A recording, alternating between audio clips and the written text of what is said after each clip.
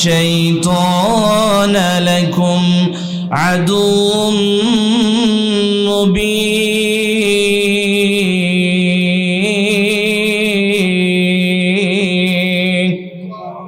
শয়তান হলো প্রকাশ্য শত্রু। প্রশংসার কালাম যখন শুনে, জিকির যখন শুনে, তাসবির যখন শুনে, শয়তান পালাতে পালাতে, পেছন থেকে হাওয়া চাটতে চাটতে, পালাতে পালাতে ভারতের বর্ডার ক্রস করে। জোরে বলেন ঠিক কিনা? কারণ শয়তান মানুষের খেদানি খায়, তখন সর্বপ্রথম যে জায়গায় পালিয়ে সুযোগ পায় সেই জায়গাটার নাম হচ্ছে ভারত। জোরে বলেন ঠিক কিনা? এটা গত বছর প্রমাণ হয়ে গেছে। আমি ওদিকে আর নামতেছি না। এখন এরকম আলোচনা করলে বলে যে হুজুর কেন রাজনীতি করে। নাউজুবিল্লাহ বলেন, আরো জোরে বলেন নাউজুবিল্লাহ।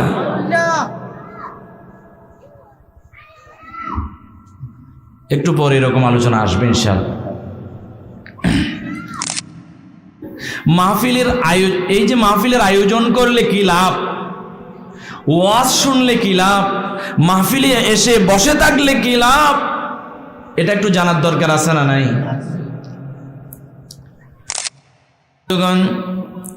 আল্লাহর প্যারা হাবিব সাল্লাল্লাহু আলাইহি ওয়াসাল্লাম হাদিস শরীফে ঘোষণা করেন, মাজালিসুল ইলমি হিয়া রাওযাতুম মির রিয়াজিল জান্নাহ। দ্বীন ইলম জানার মজলিস, দ্বীন চর্চার মজলিস, ধর্ম বুঝার মজলিস, কোরআন জানার মজলিস, ইসলামকে জানার মজলিসকে আল্লাহর প্যারা হাবিব বলছেন এটা জান্নাতের বাগান। আল্লাহু আকবার। এখন আপনারা কোথায় বসে আছেন? জান্নাতের বাগানে। এটা যদিও বা পশ্চিম অথবা খেলার মাঠ, যতক্ষণ পর্যন্ত এখানে কোরআন এবং হাদিসের কথা হবে, দ্বীনের কথা হবে, ধর্মের কথা হবে, ইসলামের কথা হবে, কোরআন সুন্নাহর কথা হবে, যতক্ষণ পর্যন্ত মানুষগুলো বসে থাকবে ততক্ষণ বলেন আল্লাহু আকবার। মৃত্যুর আগে কেউ যদি দুনিয়াবি জান্নাতে বসতে চায় তাহলে তাকে হয় মসজিদের ভেতরে বসতে হবে, আর না হয় এরকম দ্বীনি জালসায় বসতে হবে। পারবেন তো ইনশাআল্লাহ? আল্লাহ তৌফিক দান করুন, বলি আমিন। আমার বন্ধুগণ, আমার বিশ্বাস দুনিয়ার কোনো মানুষ এরকম দুনিয়ার জমিনের জান্নাতের বাগানে যদি একবার বসার সুযোগ পেয়ে যায়, আমার মনে হয় দুনিয়া থেকে মৃত্যুর পরে পরকালীন সময়ে তাকে আল্লাহ জাহান্নাম দিবে না, তাকে জান্নাতই দেবে। জোরে বলেন আল্লাহু আকবার। কেননা আল্লাহ এই ধরনের মাহফিলে জান্নাতি মানুষগুলারে বাছাই করে করে আল্লাহ নিয়ে আসে। সুবহানাল্লাহ বলেন। জান্নাতের মানুষগুলোকে, জান্নাতি মানুষগুলোকে আল্লাহ বাছাই করে করে নিয়ে আসে। যেমন তেমন মানুষকে জান্নাতে আল্লাহ ঢুকায় না, ঠিক তেমনি ভাবে কোন মানুষ যদি এখানে আসতে চায় এই জান্নাতের বাগানে পারবে না। শুধু জান্নাতি মানুষগুলোই এই মাহফিলের প্যান্ডেলের ভিতরে ঢুকতে পারবে। জোরে বলেন ঠিক কিনা? আমরা তো একদিন এই দুনিয়াতে থাকবো না, সবাই চলে যাব। আমরা দালান কোঠা নিয়ে ব্যস্ত, আমরা ব্যবসা বাণিজ্য নিয়ে ব্যস্ত, আমরা দুনিয়া নিয়ে ব্যস্ত, আমরা পরিবার নিয়ে ব্যস্ত, আমরা পৃথিবী নিয়ে ব্যস্ত, কিন্তু পরকালীন দালান কোঠার জন্য আমরা কেউ ব্যস্ত নয়। জোরে বলেন ঠিক কিনা? আল্লাহ আমাদেরকে পরকালীন দালান কোঠার মহাব্বতে পড়ার তৌফিক দান করুন, বলি আমিন। আমার বন্ধুগণ, শুধু তাই নয়, কোরআনুল কারীমের একটা আয়াত জানার জন্য, কয়টা আয়াত? কয়টা আয়াত? একটা আয়াত। কোরআনুল কারীমের একটা আয়াত জানার জন্য, একটা আয়াত শিখার জন্য, একটা আয়াত বোঝার জন্য যারা সময় ব্যয় করবে, আল্লাহর প্যারা হাবিব সাল্লাল্লাহু আলাইহি ওয়াসাল্লাম বলেন 100 রাকাত নফল নামাজের সওয়াব তার আমলনামায় যুক্ত হয়ে যাবে। সুবহানাল্লাহ বলেন। 100 রাকাত নফল নামাজ পড়ার জন্য যদি আপনি যাই নামাজ নিয়ে দাঁড়াইয়া যান, কয়েক রাকাত পড়তে পড়তে হয়তো ডাক আসতে পারে, কোনো একটা কাজে চলে যেতে হবে, অথবা এমনও হতে পারে উজুটা ভেঙে যেতে পারে, অথবা এমন হতে পারে পারিবারিক একটা কাজ চলে আসছে। আপনি 100 রাকাত নফল নামাজ পড়ার সময় নিয়ে কখনো কি 100 রাকাত নামাজ পড়ার জন্য বসেছেন নাকি? না না, বসেন নাই। সুতরাং আমার বন্ধুগণ, 100 রাকাত নফল নামাজের সওয়াব যদি কেউ পেতে চায়, এরকম জলসায়, দ্বীনি মাহফিল, ইসলামী মহাসম্মেলনে আসার কোনো বিকল্প নাই। আল্লাহু আকবার। শুধু তাই নয়, আল্লাহর প্যারা হাবিব সাল্লাল্লাহু আলাইহি ওয়াসাল্লাম হাদিস শরীফের মধ্যে ঘোষণা করেন, তাদারুসুল ইলমি সাআতাম মিনাল লাইলি খায়রুম মিন ইহইয়াইহা। দ্বীন জানার জন্য, ধর্ম বোঝার জন্য, ইসলামকে জানার জন্য যদি কোনো মানুষ রাত্রিবেলা, কোন সময়? রাত্রিবেলা কিছু সময় যদি ব্যয় করে, আল্লাহর প্যারা হাবিব সাল্লাল্লাহু আলাইহি ওয়াসাল্লাম বলেন, সারা রাত ধরে নফল ইবাদত করলে যে সওয়াব, তার চাইতেও বেশি আমল নামায় সওয়াব যুক্ত হয়ে যায়, তার চাইতেও বেশি ফায়দা। জোরে বলেন আল্লাহু আকবার। আর এখন আমাদের দেশে শীতকালীন মৌসুম, এখন বাংলাদেশে ঋতু পরিবর্তন হয়ে গেছে। ঋতু যদি আমার কাছে কয়টা জিজ্ঞাসা করেন, আমি বলবো গ্রীষ্মকাল, আরেকটা হচ্ছে বর্ষাকাল, এরপরে আরেকটা বলবো মাহফিল কাল। জোরে বলেন ঠিক কিনা? এই যে শীতকালে শুধু মাহফিল আর মাহফিল, প্রত্যেক দিন মাহফিল, আলহামদুলিল্লাহ বলেন। তো এই মাহফিলগুলো হচ্ছে, লাভ আছে না নাই? আরো জোরে বলেন, লাভ আছে না নাই? আপনাদের কি কোনো কষ্ট হচ্ছে?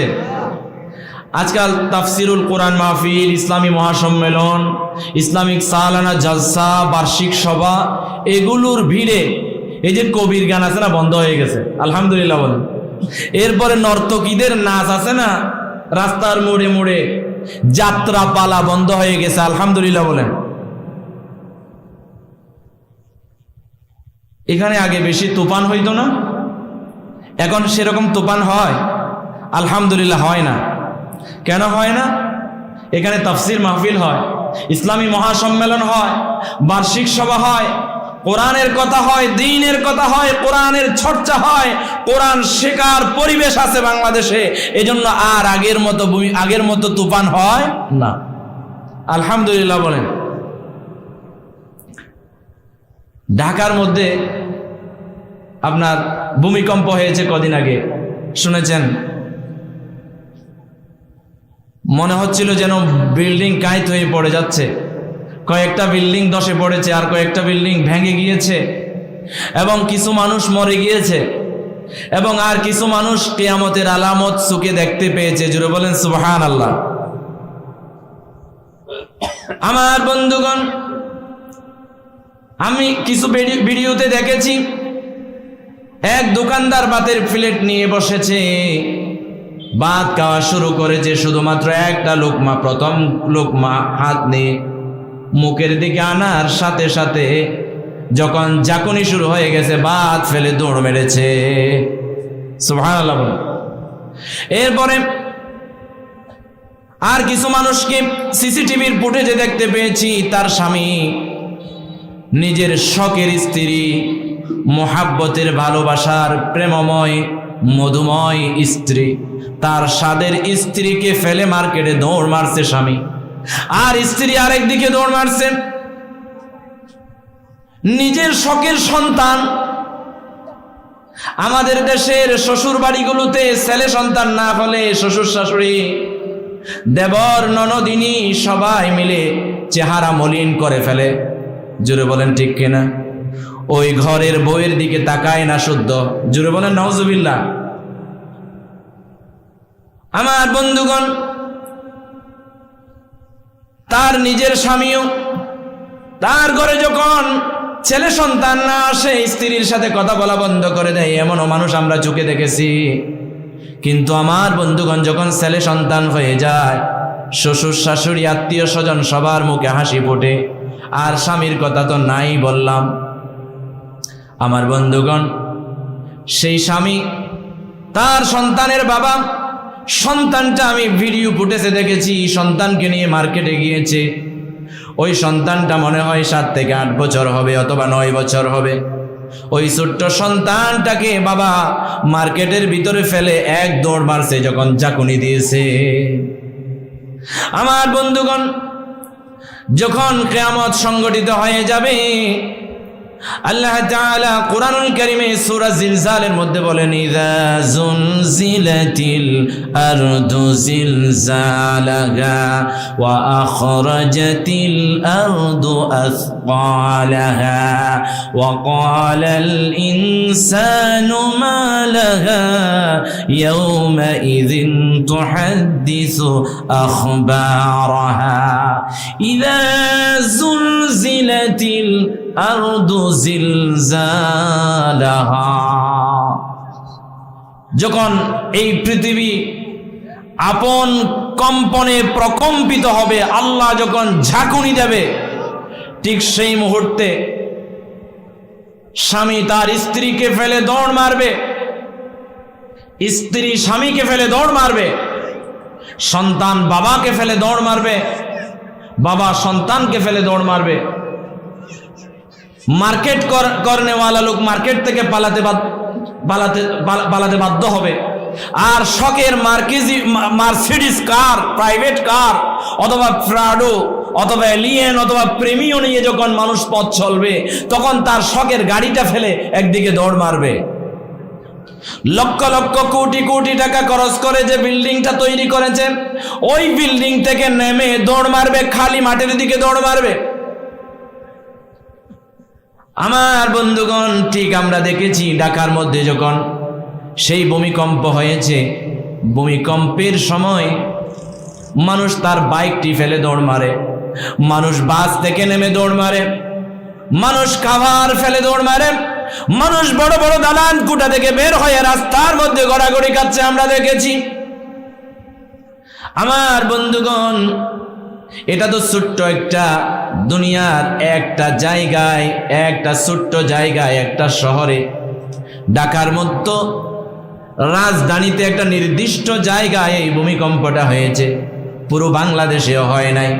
কিন্তু আমার বন্ধুগণ, আল্লাহ পাক রব্বুল আলামিন যখন গোটা পৃথিবী মাগরিব থেকে মাশরিক পর্যন্ত, আমার বন্ধুগণ উত্তর থেকে দক্ষিণ পর্যন্ত, জুনুব থেকে শিমাল পর্যন্ত যত জায়গাটা আছে পৃথিবীর মধ্যে খালি জায়গা, সব জায়গা যখন একসাথে যখন ঝাঁকুনি দেবে, তখন কি হবে এটা আল্লাহ তাআলা অন্য সূরার মধ্যে বলেন,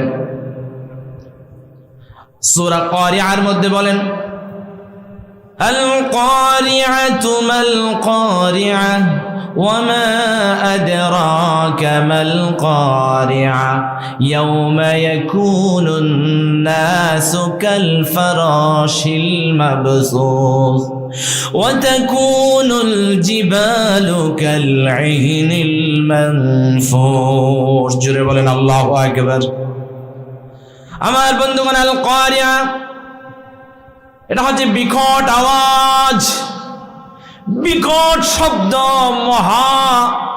এটা মহা একটা বিকট আওয়াজ। আমার বন্ধুগণ, মহা সমস্যা, মহা দুর্ঘটনা। কারিআ মানে হচ্ছে কি বিকট আওয়াজ, কারিআ মানে হচ্ছে মহা দুর্ঘটনা। এই যে ঢাকায় যেটা হয়েছে এটা ছোট দুর্ঘটনা, এটা এখানেও হতে পারে যে কোনো সময়। এগুলো আমাদের হাতের কামাই। আল্লাহ তাআলা কুরআনুল কারীমে বলেন, যাহারাল ফাসাদু ফিল বাররি ওয়াল বাহরি বিমা কাসাবাত আইদিন নাসি লিয়ুযীকাহুম বা'দাল্লাযী আমিলু লা'আল্লাহুম ইয়ারজিউন। পৃথিবীর জলে স্থলে যে সমস্ত বিপর্যয়গুলো হয়, সব কিছু আমাদের নিজের হাতের কামাই। আপনার কাছে যত বিপদ এসে ধরা দেবেন, আপনার উপর যত বিপদ এসে ধরা দেবে সব কিছু আপনার নিজের হাতের কামাই অথবা আল্লাহর পরীক্ষা। জুড়ে বলেন আল্লাহু আকবার। আমার বন্ধুগণ, আল্লাহ তাআলা বলেন আল কারিআ, মহা দুর্ঘটনা, বিকট আওয়াজ। আল্লাহ বড় 4টা ফেরেশতা আল্লাহ সৃষ্টি করেছেন, তার মধ্যে একটা ফেরেশতার নাম হচ্ছে ইসরাফিল। কি নাম? ইসরাফিল। আমাদের দেশের মানুষেরা সন্তানের নাম ইসরাফিল রাখে কি রাখে না? রাখে, কিন্তু আজরাইল কেউ রাখে না। আজরাইল যেমন বড় ফেরেশতা, জিবরাইল আমিন যেমন বড় ফেরেশতা, মিকাইল আলাইহিস সালাম যেমন বড় ফেরেশতা, ইসরাফিল আলাইহিস সালামও তেমন একটা বড় ফেরেশতা। আমার বন্ধুগণ, ওই ফেরেশতাকে আল্লাহ সৃষ্টি করেছেন শুধুমাত্র ফুৎকার দেওয়ার জন্য। আমার বন্ধুগণ, যখন প্রথম বিকট আওয়াজ যখন দিয়ে দেবে, মহা দুর্ঘটনা যখন শুরু হয়ে যাবে, আল্লাহ তাআলা জিজ্ঞাসা করেন মাল কারিআ, কারিআ কি? ওয়ামা আদরাকা মাল কারিআ, যে আপনি মাল কারিআ সম্পর্কে কি আপনি কিছু জানেন? আল্লাহ ব্যাখ্যা দিলেন ইয়াউমা ইয়াকুনুন নাসু কাল ফারাশিল মাবসুস, সেদিন যখন এই বিকট আওয়াজ শুরু হয়ে যাবে, সেদিন যখন মহা দুর্ঘটনা শুরু হয়ে যাবে, গোটা পৃথিবীর সব মানুষ হাহুতাশ করবে, যে যেই জায়গায় আছে সেই জায়গা ছেড়ে পালাতে থাকবে, দৌড়াতে থাকবে। আমার বন্ধুগণ, সেদিন সেই বিকট আওয়াজ শুনে, সেদিন সেই মহা দুর্ঘটনা দেখে আমাদের মায়েরা, আমাদের বোনেরা যে প্রেগন্যান্সি হয়, পেটের মধ্যে সন্তান থাকে কি থাকে না, ওই সন্তানগুলো যদি 1-2 মাসের হয়, সেটাও এই বিকট আওয়াজের, ভয়ঙ্কর আওয়াজের ভয়ে, এই মহা দুর্ঘটনা দেখে অটোমেটিক্যালি ডেলিভারি হয়ে যাবে। সুবহানাল্লাহ বলেন। একটা মায়ের পেটেও সেদিন বাচ্চা থাকবে না, সব প্রসব হয়ে যাবে। শোকের বাড়ি গাড়ি ফেলে দৌড় মারবে, কাবারের কথা ভুলে যাবে, দুনিয়ার ভালোবাসার কথা, মোহের কথা ভুলে যাবে, দুনিয়ার সব আশা আকাঙ্ক্ষার কথা ভুলে যাবে। এরপরে আমার বন্ধুগণ, আল্লাহ তাআলা পরবর্তী আয়াতে বলেন ওয়াতাকুনুল জিবালু কালইহনিল মানফুশ, আমরা যখন পূর্ব দিকে তাকাই, কালো কালো কালো কালো সুবিশাল বিশাল পাহাড়গুলো, পর্বতমালাগুলো দেখতে পাই। জোরে বলেন ঠিক কিনা? আমার বন্ধুগণ, সেদিন আমরা যদি পূর্ব দিগন্তের দিকে তাকাই, সেদিন আর কালো কালো পর্বতগুলো দেখা যাবে না। পৃথিবীতে বিশাল বিশাল পাহাড়ের খবর আমরা শুনেছি। হিমালয় পর্বতের যে পাহাড়টা আছে, বরফের পাহাড়, সেটা সবচাইতে উঁচু পাহাড়, অনেক উঁচু পাহাড়। এই পাহাড়টা সেদিন তুলুর মতো উঠতে থাকবে। তুলু, যারা বালিশ তৈরি করে, বালিশটাকে মোলায়েম করার জন্য, বালিশটাকে নরম করার জন্য লাঠি দিয়ে বালিশের উপরে পিটাতে থাকে। জোরে বলেন ঠিক কিনা? ওই বালিশটাকে নরম করার জন্য যখন পিটায়, কিছু তুলু, আমরা তুলা বলেন আর কি, কিছু তুলু উঠতে থাকবে, হাওয়ার মধ্যে ভাসতে থাকবে।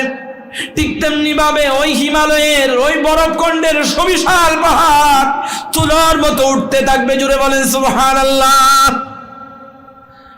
আর ইউনাইটেড স্টেট অফ আমেরিকা, আমেরিকার মধ্যে সবচাইতে বড় পাহাড় যেটা আছে, সেটা হচ্ছে আজকা পাহাড়।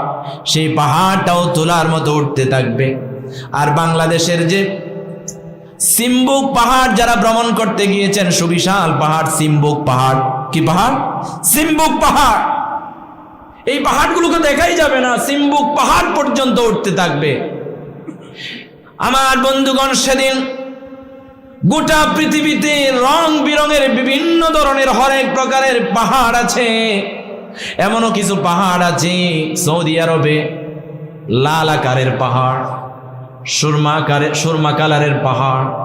আমার বন্ধুগণ, সাদা পাথরের পাহাড়, এমন এমন পাহাড়গুলো, রং বেরঙের পাহাড়গুলো পৃথিবীর আসমানের নিচে, জমিনের উপরে, হাওয়ার মধ্যে ছোট ছোট তুলার মতো ভাসতে থাকবে, তুলার মতো ভাসতে থাকবে, আর মানুষগুলো তো দেখাই যাবে না। জোরে বলেন না সুবহানাল্লাহ। সে সময় আসার আগে আমাদেরকে আল্লাহ সুবহানাহু ওয়া তাআলা এই যে ছোট ছোট দুর্ঘটনা, এটা মহা দুর্ঘটনা নয়, মহা যেখানে সেখানে ব্যবহার করা যায় না। আমরা তো যেখানে সেখানে মহা ব্যবহার করি, মহা ব্যবহার করা যাবে না যেখানে সেখানে। এগুলো ছোটখাটো দুর্ঘটনা।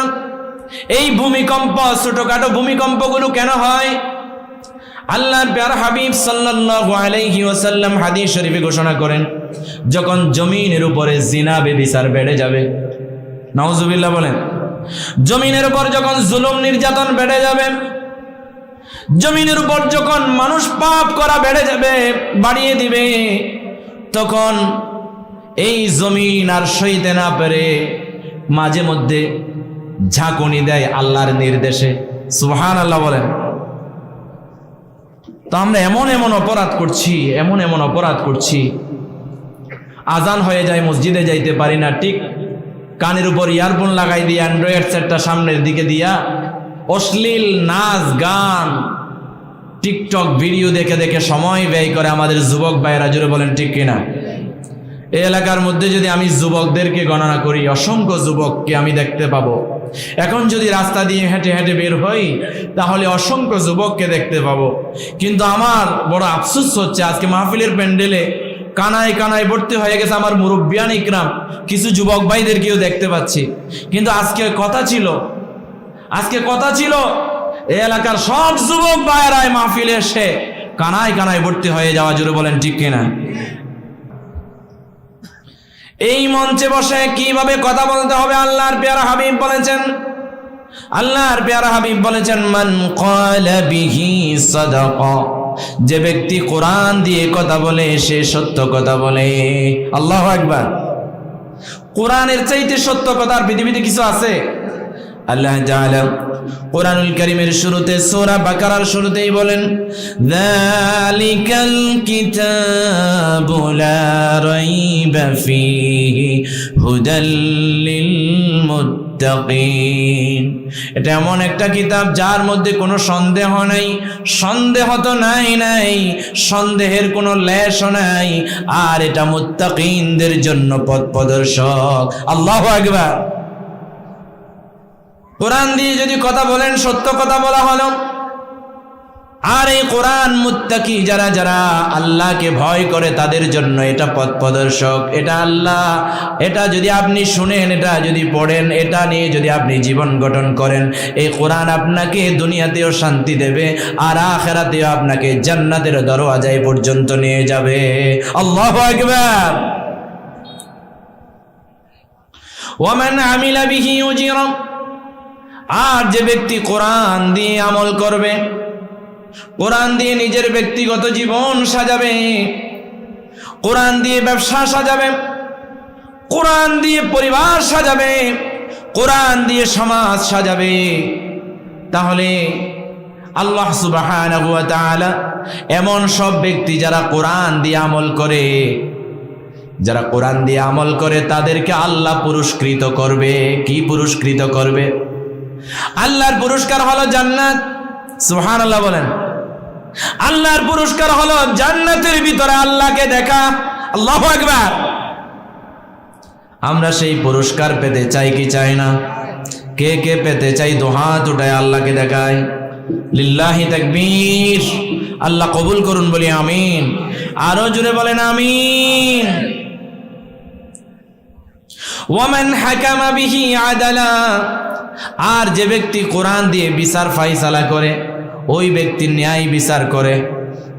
এখন গোটা পৃথিবীতে কোনো কিছুর অভাব নাই, টাকা পয়সার অভাব নাই, বিদ্যুতের অভাব নাই, আমার বন্ধুগণ ঘর বাড়ির অভাব নাই, ব্যবসা বাণিজ্যের অভাব নাই, চাকরি বাকরির অভাব নাই, রিজিকেরও কোনো অভাব নাই, সব কিছু ভরপুর। আল্লাহ আমাদেরকে দিয়েছেন। আগেকার সময় আমরা ছোট্টবেলায় মানুষকে দেখেছি, অনেক মানুষ অনাহারি, দুবেলা দুমুঠো খাইতে পারতো না, এমন মানুষ বুড়ি বুড়ি ছিল। কবে সকালবেলা মরিচ দিয়ে অথবা আলু ভর্তা দিয়ে অথবা লাল মরিচকে পোড়া করে অথবা কাঁচা মরিচ দিয়ে মানুষ পান্তা ভাতকে সারাদিন না খেয়ে উপবাস থেকেছে, এমন অনেক মানুষ আছে না নাই? আছে। কিন্তু এখন না খেয়ে একটা ভিক্ষুক একটা রাস্তায় পাগলও থাকে না? রাস্তার ধারে যে পাগল বসে থাকে, কোটিপতির চাইতে সে বেশি খায়, জুড়ে বলেন ঠিক কিনা? কোটিপতি তো তার কোটিপতি, তার ব্যবসা বাণিজ্য, টাকা পয়সা, দিন আর দেড়হামের হিসাব নিয়ে ব্যস্ত, তার ঠিক মতো ঘুমটাও হয় না। কিন্তু রাস্তার ধারে যে বসে থাকে, রাস্তা দিয়ে হাঁটার সময় মানুষ তাকে দিতেই থাকে, খাওয়াতে থাকে। সুবহানাল্লাহ বলেন। আমার বন্ধুগণ, শুধু একটা জিনিসের অভাব, ন্যায় বিচারের অভাব, জুড়ে বলেন ঠিক কিনা? আমার বন্ধুগণ, বাংলার জমিনে যদি একবার ন্যায় বিচার প্রতিষ্ঠা হয়ে যায়, কোনোদিন সমাজে আর চুরি থাকবে না, ডাকাতি থাকবে না, রাস্তা দিয়ে কোনো মা বোন হেঁটে গেলে ইফটিজিং করতে পারবে না, কোনো মানুষকে মেরে ফেলার পরে আবার জেলখানার এই প্রথম দরজা দিয়ে ঢুকে পেছন দিয়ে বের হতে পারবে না। জোরে বলেন ঠিক কিনা? আল্লাহ তাআলা কোরআনুল কারীমে বলেন, وَمَنْ لَمْ يَحْكُمْ بِمَا أَنزَلَ اللَّهُ فَأُولَئِكَ هُمُ الْفَاسِقُونَ। যে ব্যক্তি কোরআন দিয়ে বিচার ফাইসালা করে না, সে ব্যক্তি ফাসিক। وَمَنْ لَمْ يَحْكُمْ بِمَا أَنزَلَ اللَّهُ فَأُولَئِكَ هُمُ الظَّالِمُونَ। যে ব্যক্তি কোরআন দিয়ে, আল্লাহর নাজিলকৃত বিধান দিয়ে, আল্লাহর ফাইসালা দিয়ে বিচার ফাইসালা করে না, ওই ব্যক্তি জালেম এবং জালেমের ঘরের জালেম। জুড়ে বলেন ঠিক কিনা? কথা বলেন না কেন? অন্য আয়াতে বলেন, ওয়ামান লাম ইয়াহকুম বিমা আনজালাল্লাহ ফাউলাইকা হুমুল কাফিরুন। যে ব্যক্তি আল্লাহর কালাম দিয়ে, আল্লাহর নাজিলকৃত বিধান দিয়ে বিচার ফাইসালা করে না, ওই ব্যক্তি কাফের। নাউজুবিল্লাহ বলেন। তাহলে এবার আসুন, এদেশে যারা বিশেষের বিধান কায়েম করতে চায়, এদেশে যারা মানুষের মন গড়া বিধান কায়েম করে, মানুষের মন গড়া বিধান কায়েম করে, কাফেরদের রচিত বিধান দিয়ে বিচার ফাইসালা করার জন্য উঠে পড়ে লেগেছে, তারাও একটাও মুসলমান নয়। জুড়ে বলেন ঠিক কিনা?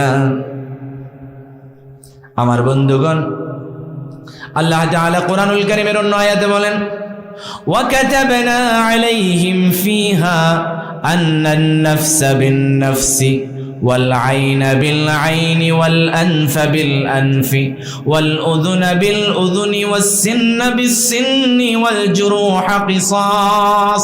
আল্লাহু আকবার বলেন। যখন কোনো মানুষকে অন্যায়ভাবে মেরে ফেলে, গুলি করে কিংবা কতল করে, আল্লাহ বলছেন, আমার বিধান হলো, আমার বিচার হলো, ওই মানুষটাকে ধরে এনে চৌরাস্তার মোড়ে কিংবা ইউনিয়ন পরিষদে কিংবা কোর্টে নিয়ে গিয়ে বিচার ফাইসালার মধ্য দিয়ে তাকে ধরে ফাঁসির কাস্টে ঝুলানো অথবা তাকেও কতল করা। আল্লাহু আকবার।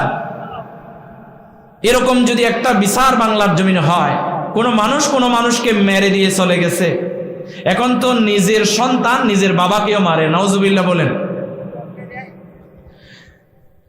সম্পদ বন্টন করতে গিয়ে একটু লেট হচ্ছে, বাবা তার বড় সন্তানকে ভালোবাসে, এজন্য ছোট ভাই তার নিজের বাবার পেটে ছুরি চালাইছে। জুড়ে বলেন নাউজুবিল্লাহ।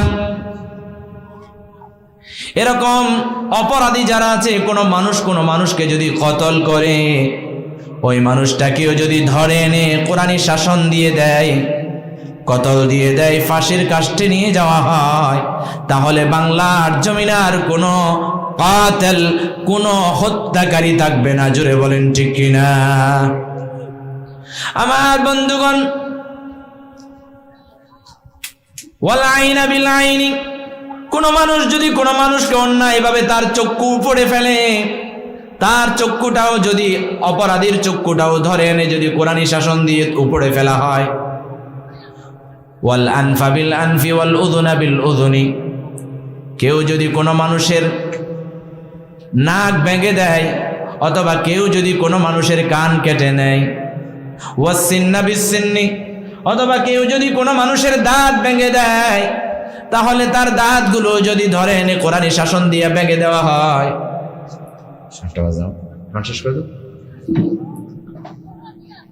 এনে যদি শেষ করে দেওয়া হয়, তার দাঁতগুলো যদি ভেঙে দেওয়া হয়, তাহলে আমার বন্ধুগণ কোনো মানুষ কোনো মানুষের নাক ভাঙতে পারবে না, কোনো মানুষ কোনো মানুষের চক্ষু উপড়ে ফেলতে পারবে না, কোনো মানুষ কোনো মানুষের কান কাটতে পারবে না, কোনো মানুষ কোনো মানুষের দাঁত ভাঙতে পারবে না। এজন্য আল্লাহ সুবহানাহু ওয়া তাআলার দরবারে দোয়া করি, আল্লাহ তাআলা যেন বাংলার জমিনটাকে কোরআনের জমিন বানায় দেয়। জোরে বলেন আমিন।